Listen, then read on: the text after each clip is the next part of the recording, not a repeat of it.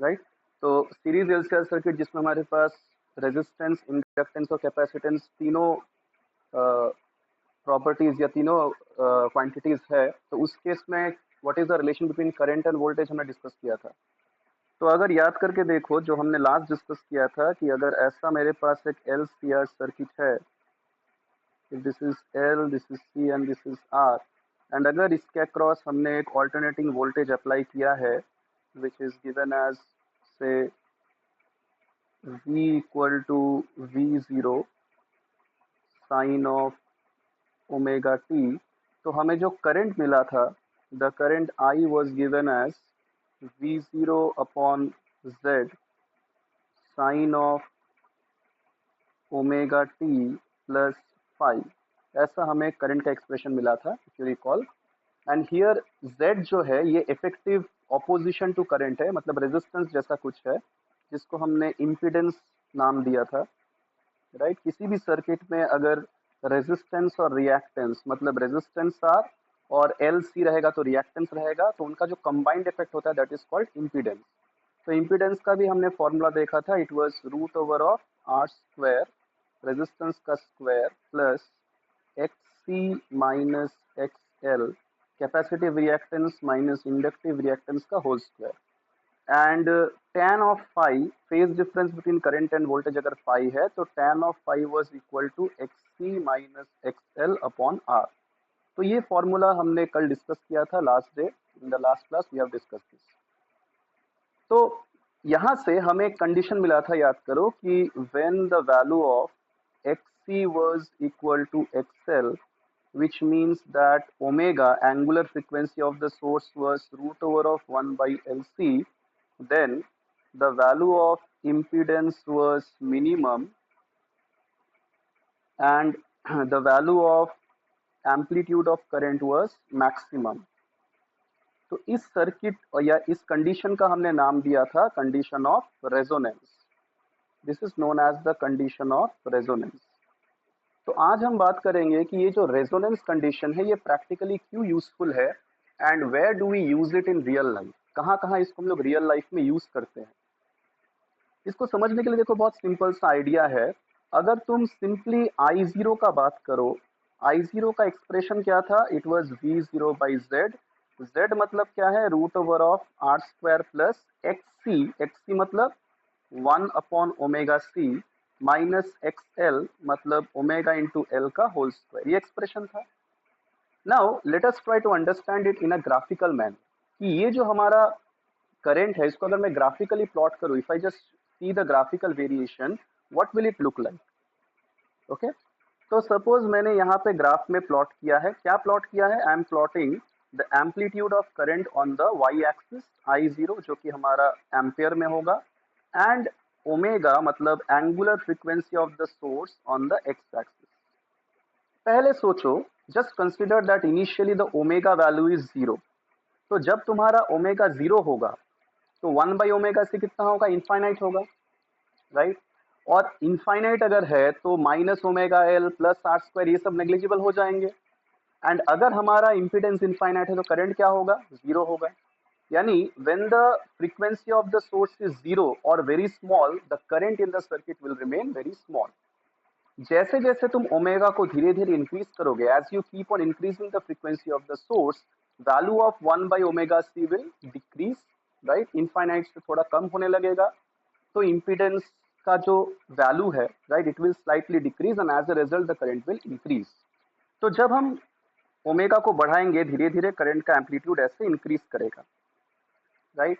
जब 1 by omega सी और omega L बराबर हो जाएंगे, the current will attain its maximum value, एक पीक अटेन करेगा। और आगे जब मैं ओमेगा को और इंक्रीज करूंगा, if I increase omega further, तो what will happen, 1 by omega C will become very small, omega L will become large, तो इंपीडेंस बढ़ने लगेगा and that is why the current will keep on decreasing like this. तो when we plot amplitude of current versus omega तो हमें इस type का graph मिलता है।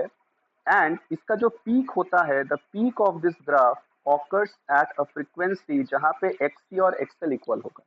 And yesterday I told you that this frequency is कितना, this angular frequency is 1 upon root over of LC, right, इसको हम कहेंगे omega R. This is known as omega R. क्यों ओमेगा आर? बिकॉज हमें पता है कि ये कंडीशन कहाँ होता है, रेजोनेंस पे होता है। So remember that here omega R represent the resonant frequency, जहाँ पे एम्पलीट्यूड मैक्सिमम है। एक्चुअली रिमेंबर कि मैंने पहले भी बताया था कि फ्रीक्वेंसी हर्ट्ज में होता है, ओमेगा रेडियन पर सेकंड में होता है, बट इसी चैप्टर में हम दोनों को फ्रीक्वेंसी के नाम से ही बुलाएंगे। ठीक है, ये एक्चुअली एंगुलर है, this is actually angular frequency, but in this chapter हम दोनों को फ्रीक्वेंसी का ही नाम देंगे, बस यूनिट्स अलग होगा। राइट, तो अगर देखो, अगर तुम इस पर्टिकुलर ग्राफ को ध्यान से देखोगे तो क्या दिख रहा है कि जब हमारा frequency of the source 1/√LC से कम है, तो it is trying to allow the current when the frequency is increasing. ये करंट को तब जाने दे रहा है या करंट को तब एडमिट कर रहा है when the frequency is increasing, it is admitting higher frequencies, it is acting like high pass filter.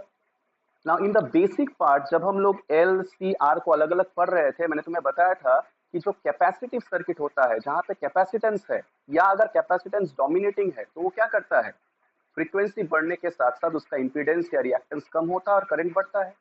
तो as because below omega R it is acting और it is behaving like high pass filter, वो high frequencies के लिए current को जाने दे रहा है, admit कर रहा है। तो remember that below, for frequencies which are less than the resonant frequency, the circuit will have a capacitive nature. The circuit will have a capacitive nature. ठीक है, it will behave as a capacitive circuit. समझ में आया? Now जब हमारा omega omega are के बराबर हो जाएगा तो क्या होगा, एक्सी माइनस एक्सएल जीरो हो जाएगा, फेज डिफरेंस जीरो हो जाएगा, मतलब करंट वोल्टेज सेम फेज में आ जाएंगे रेजोनेंस में जो होता है। तो in that case the circuit will have resistive nature.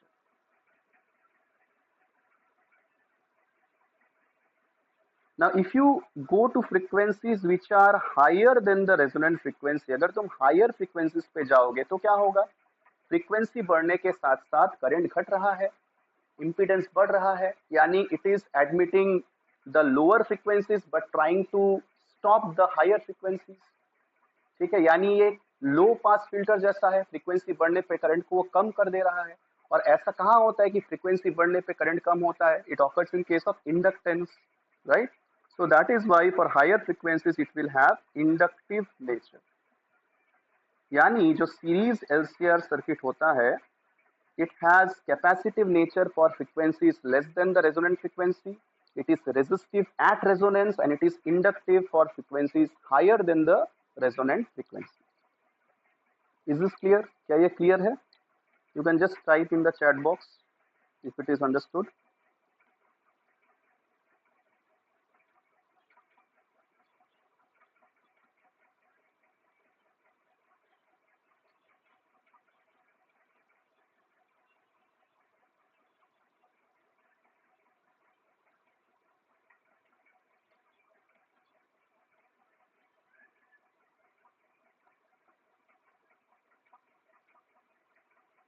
Okay, anyway, I cannot see any response।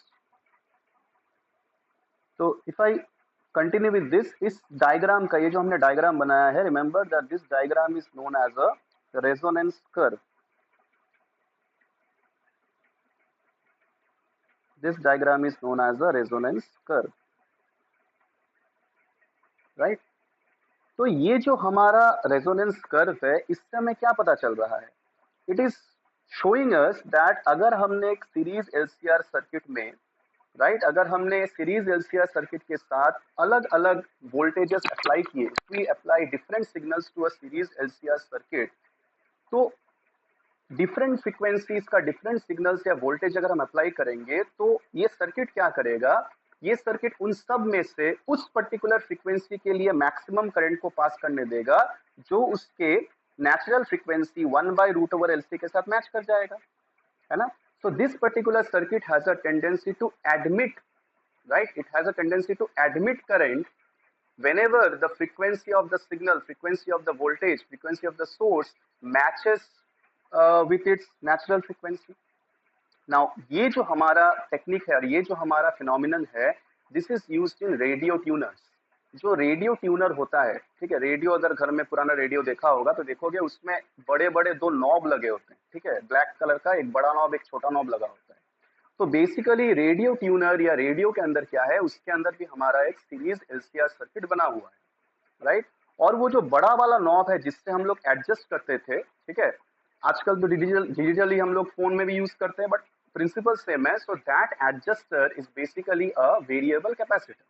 तो जब हम इस कैपेसिटर को चेंज करेंगे तो natural frequency of the circuit भी चेंज हो जाएगा।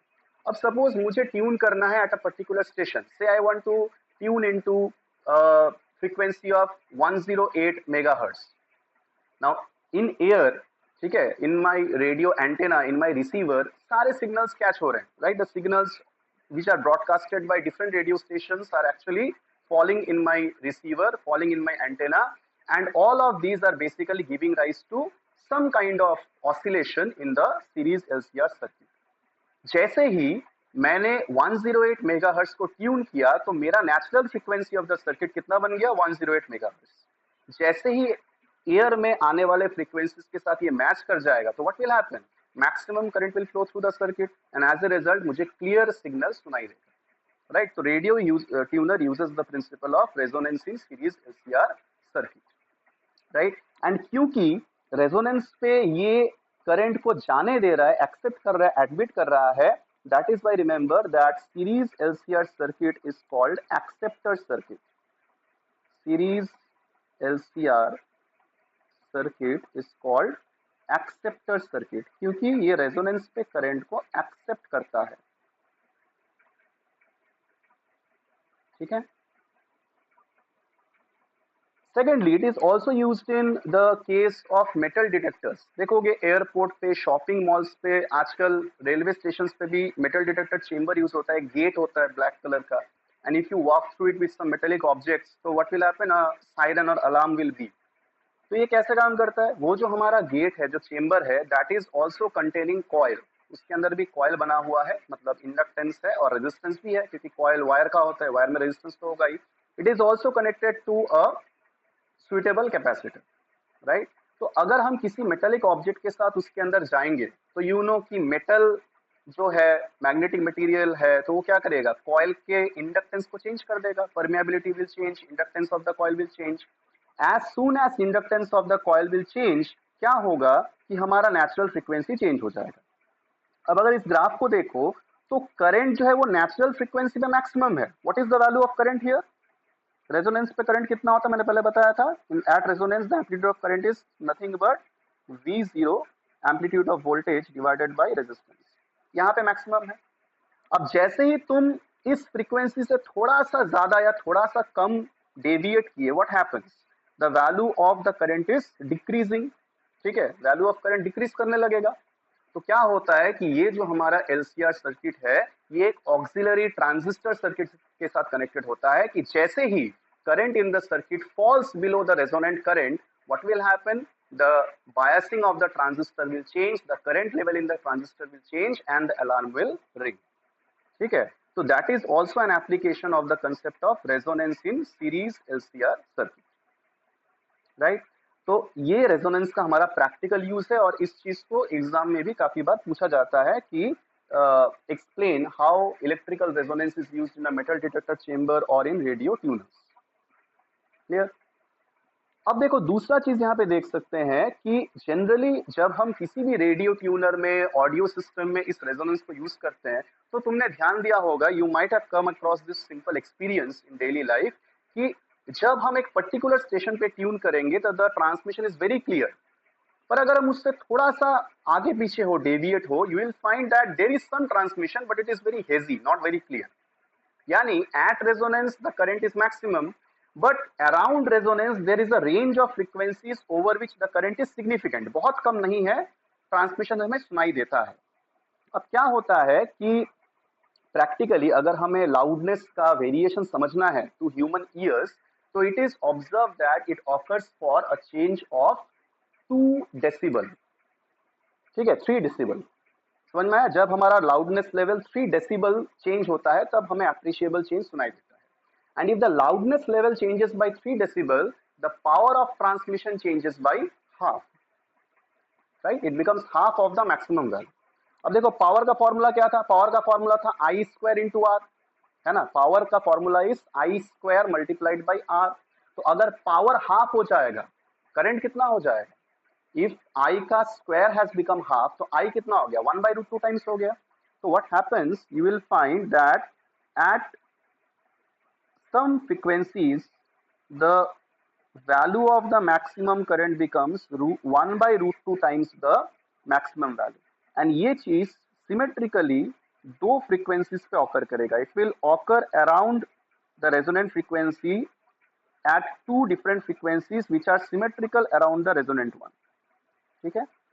एक को हम ओमेगा 1 कहेंगे और दूसरे को हम कहेंगे ओमेगा 2, राइट। तो ये जो हमारा ओमेगा 1 ओमेगा 2 है, these are known as omega 1 and omega 2, these are known as half power frequencies, lower and higher half power frequencies.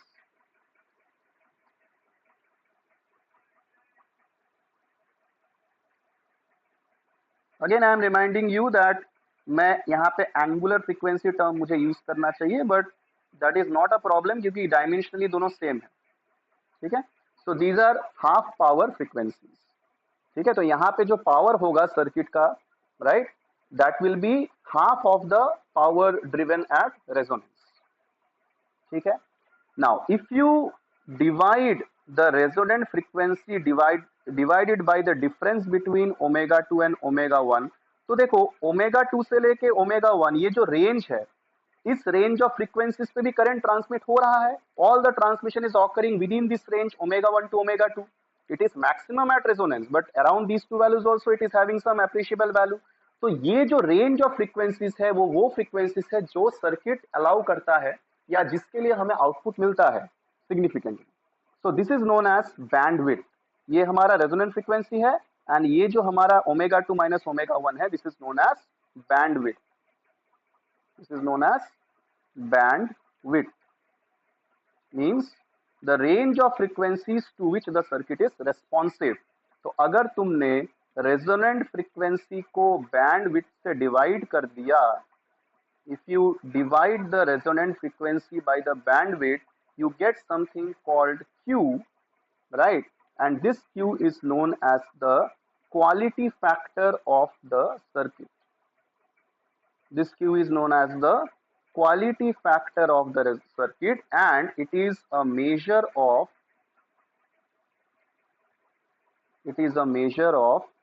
sharpness of resonance.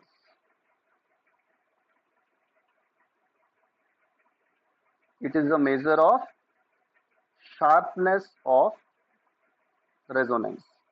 Now what is the meaning of sharpness of resonance? Sharpness मतलब अगर तुम इस graph को देखो तो इस graph में क्या हो रहा है, जैसे ही फ्रीक्वेंसी ऑफ सोर्स रेजोनेंस पे आया या नेचुरल के साथ मैच किया, करंट बहुत ज्यादा है, थोड़ा सा उससे हटे तो करंट शार्पली फॉल कर रहा है। That means the circuit is very selective towards the resonance frequency.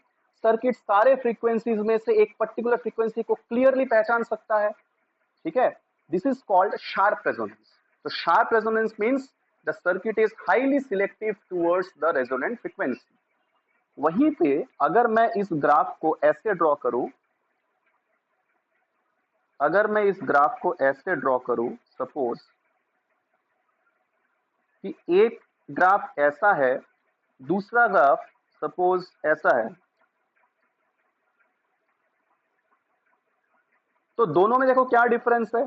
पहले ग्राफ को अगर देखो तो करंट रेजोनेंस पे मैक्सिमम है, थोड़ा सा उससे हटे करंट शार्पली फॉल कर गया। दूसरे को देखो कि करंट मैक्सिमम है at a range of frequencies, and वहां से हटने पे भी करंट बहुत ज्यादा कम नहीं हो रहा। यानी कि ये जो सेकंड वाला है, यहाँ पे सिलेक्टिविटी ऑफ द सर्किट बहुत ज्यादा नहीं है, ये रेजोनेंट फ्रीक्वेंसी और दूसरे फ्रीक्वेंसीज में बहुत अच्छे से डिफरेंशिएट नहीं कर पा रहा है। तो this graph indicates a flat resonance or poor selectivity. Flat resonance which indicates poor selectivity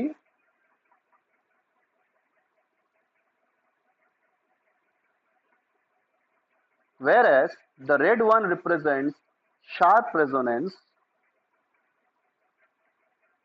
which means it is highly selective. समझ में आया?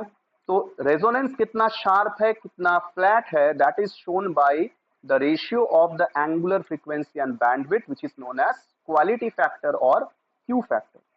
ये जो हमारा क्यू फैक्टर है इसका फॉर्मूला है, and the formula for Q factor is written as, the formula is written as omega R, मतलब resonant frequency multiplied by L by R. पर हमें पता है कि omega R 1 by root over of L सी होता है.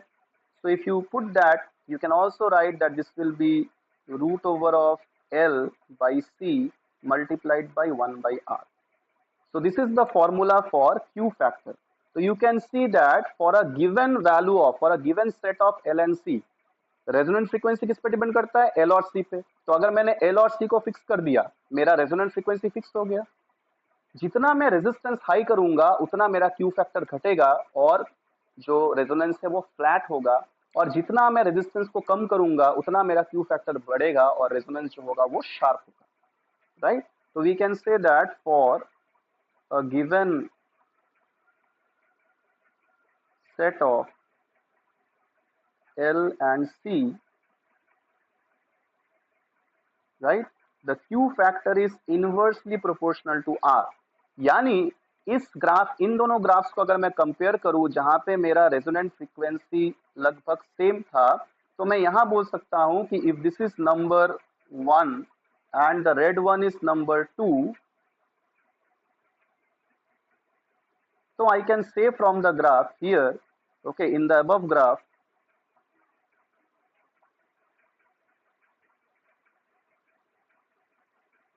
in the graph shown above, I can say that resistance of 1 will be more than resistance of 2. क्योंकि दोनों का रेजोनेंट फ्रीक्वेंसी सेम है तो L और C के वैल्यूज तो सेम ही होंगे, यानी कि Q फैक्टर ज्यादा है, शार्पनेस ज्यादा है तो रेजिस्टेंस कम होगा, Q फैक्टर कम है, शार्पनेस कम है तो रेजिस्टेंस ज्यादा होगा. So that is why the black one will have more resistance as compare to the red one. Okay,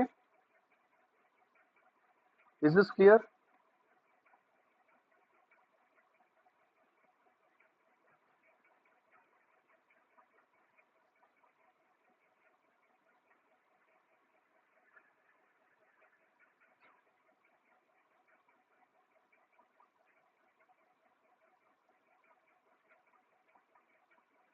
Okay, so finally if we come to the half power frequencies का values, तो यहाँ पे तुम देखो omega 1 और omega 2 दोनों symmetrical है around the resonant frequency. And मैंने क्यू फैक्टर का फॉर्मूला क्या बताया? क्यू फैक्टर का फॉर्मूला बताया omega R L by R. तो if you compare the two equations, देखो ये जो omega R L upon R है, this is equal to omega R divided by omega 2 minus omega 1. यानी हम सिंपल बोल सकते हैं कि जो ओमेगा 2 माइनस ओमेगा 1 है इसका वैल्यू आना चाहिए R upon L. But omega 1 is omega R minus delta omega and omega 2 is omega R plus delta omega. क्योंकि ये सिमेट्रिकल है अराउंड द रेजोनेंट फ्रीक्वेंसी, तो ओमेगा 1 थोड़ा कम होगा, ओमेगा 2 थोड़ा ज्यादा होगा. यानी we can also say that this will be equal to 2 delta omega. ठीक है, it will be equal to 2 delta omega. यानी the value of delta omega, मतलब जो difference between half power frequency and resonance frequency है वो हो जाएगा r by 2l. यानी जो मेरा पहला हाफ पावर फ्रीक्वेंसी होगा वो होगा 1 by root over of L C minus r by 2l, and जो मेरा हायर हाफ पावर फ्रीक्वेंसी होगा it will be 1 by root over of L C plus r by 2l.